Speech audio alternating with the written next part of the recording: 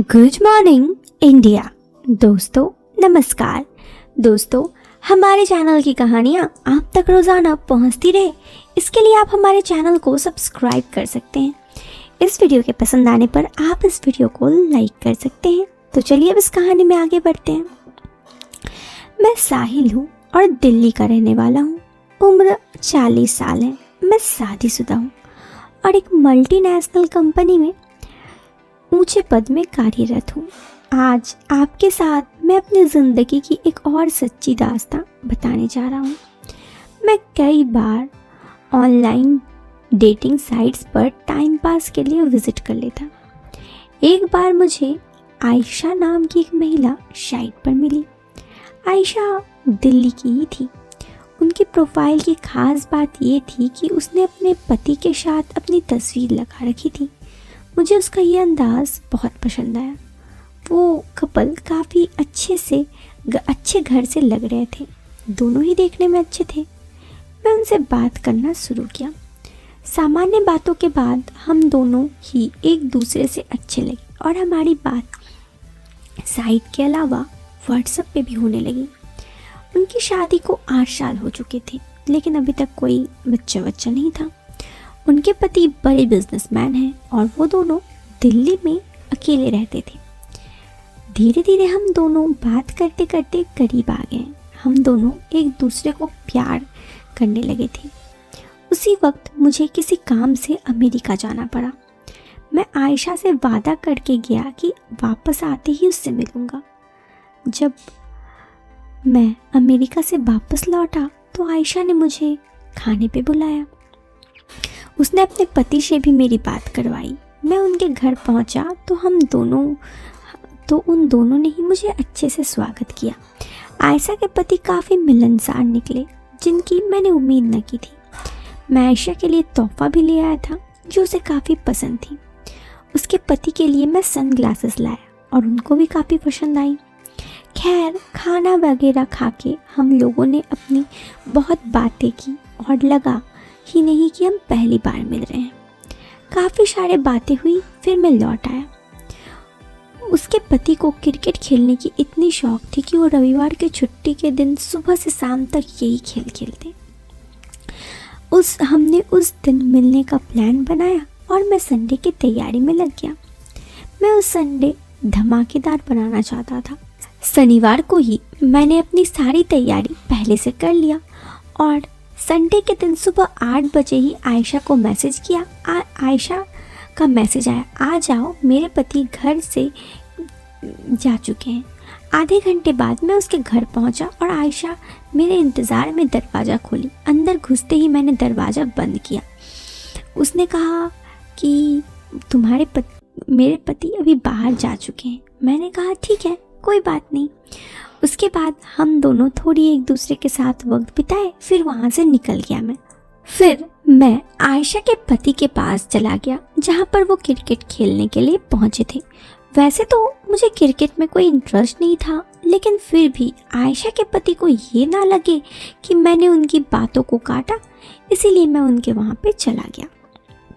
उनके साथ क्रिकेट खेलने के बाद मैं शाम को अपने घर लौटा। आयशा के पति उस दिन घर पर ही थे, तो मेरी आयशा से बात तो होने वाली थी नहीं। ये बात मुझे पहले से पता थी। सो मैंने उस दिन खाना वाना खाकर सो गया। दूसरे दिन मेरी आयशा से बात हुई तो उसने मुझे बताया कि उसके पति आज बाहर जा रहे हैं, शहर से दूर विदेश। मुझे ये सुनकर काफ़ी खुश हुआ। आयशा ने कहा, ज़्यादा खुश मत हो, मैं बनारस जा रही हूँ। मैंने कहा, यार अभी तो कुछ पल हमें साथ मिलेंगे, तुम्हारे पति भी नहीं है, तो तुम इस वक्त बनारस क्यों जा रही हो? उसने कहा कि मेरे पति ने कहा अब अगर मैं उन्हें जिद करती कि नहीं जाऊंगी तो उन्हें शक हो जाता, इसलिए मेरी जाना ज़रूरी है। मैंने कहा ठीक है, चले जाओ, मेरा क्या है। मेरी बात सुनकर आयशा समझ गई कि मैं नाराज़ हूँ। मैंने उसे मनाया थोड़ा बहुत, फिर उसने मुझे मनाया थोड़ा बहुत और फिर उसके बाद मैं उस दिन अपने काम पे लग गया। कुछ दिन ऐसे ही बीता और फिर आयशा वापस आ गई। आयशा के वापस आते वक्त आयशा के पति भी वापस आ गए। फिर मैं आयशा के घर ऐसे ही 1-2 बार और गया उनसे मिलने के लिए, ताकि उन्हें ये बिल्कुल ना लगे कि आयशा और मेरी सिर्फ एक दूसरे के साथ अच्छी बनती है और मैं आयशा को उनके पति को इग्नोर करता हूँ, जो कि सही बात थी, लेकिन हम ऐसा दिखाना नहीं चाहते थे। ऐसे ही कुछ दिन बीता और धीरे धीरे आयशा के पति भी मेरे काफ़ी अच्छे दोस्त बन गए। अब वो आंख बूंद कर मुझे विश्वास भी करने लगे। ऐसे ही दिन बीतने लगा और धीरे धीरे मैं आयशा से एक दूसरे के साथ काफ़ी क्लोज हो गए, लेकिन हमें अभी भी कभी भी अकेले पल नहीं मिलता था। या तो मैं बिजी रहता था या फिर वो। खैर ऐसे ही दिन बीता और एक दफ़ा की बात है, मेरे घर पर उस दिन कोई नहीं थी। मेरी पत्नी शाहिबा घर से बाहर वो अपने मायके गई थी, तो मैंने आयशा को अपने घर बुलाया। आयशा मेरे घर आई, ये पहली दफ़ा था, तो मैंने घर पर सारी तैयारी करी। उसके लिए हल्की लाइट्स लगाई, क्योंकि उसने मुझे पहले ही बताया था कि उसे लाइट्स काफ़ी पसंद थी, और इधर उधर घर पे कुछ कुछ सजावट की ताकि उसे पसंद लगे। और उसे बाहर का खाना पसंद नहीं था, तो मैंने उसे घर का खाना बनाया उसके लिए। फिर वो मेरे घर आई और मुझे देखकर काफ़ी खुश हुई। इधर उधर की बातों के बाद आयशा मेरे पास आई और उसने मुझे कहा, यार मैं तुम्हें कब से मिलना चाहती थी, लेकिन पता नहीं क्यों हम दोनों मिल ही नहीं पा रहे थे। मैंने कहा वो सब छोड़ो, देर आए दुरुस्त आए, हम एक दूसरे के साथ मिले तो ये काफ़ी है। उसने कहा हाँ यार ये तो है। फिर मैं और आयशा एक दूसरे के साथ कुछ पल बिताए जो हमारी ज़िंदगी में बहुत ही ख़ास था। मैं आयशा को पसंद करता था, लेकिन मैंने इससे पहले उसके साथ कुछ खास पल कभी नहीं बिताए थे। उसके साथ ये पल मेरी ज़िंदगी में काफ़ी अच्छी लगा।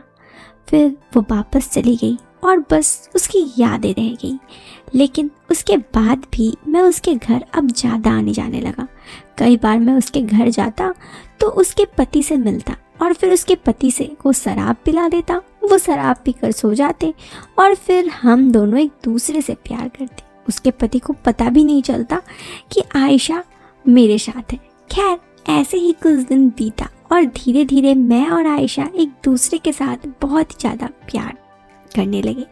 लेकिन कुछ दिन और बीतने के बाद आयशा के पति कुछ दिनों के लिए बाहर चले गए, लेकिन जाने से पहले उन्होंने आयशा को बनारस भेज दिया। 2 महीने बीत चुके हैं आयशा को बनारस जाए और मुझसे उसकी कुछ बात भी नहीं होती। पता नहीं, बस अब मुझे बस उसकी यादें ही आती है और इंतज़ार करता हूँ कि आयशा वापस आए तो मैं उसके साथ फिर कुछ प्यार के पल बिता सकूँ। अब तो बस उसकी यादें ही मेरी ज़िंदगी में एक अहम चीज़ निभा रही है। बस यही थी मेरी और आयशा की ये कहानी। तो दोस्तों ये कहानी तो यहाँ पे ख़त्म हो गई। कैसी लगी आपको ये कहानी, आप हमें कमेंट बॉक्स पे कमेंट करके ज़रूर बताएं। पसंद आई हो तो आप इस वीडियो को लाइक कर सकते हैं। चैनल पे पहली बार आए हैं तो बेशक हमारे चैनल को सब्सक्राइब करें। हम मिलते हैं फिर एक नए वीडियो में एक नए और इंटरेस्टिंग टॉपिक के साथ। Till then bye bye, take care, bye.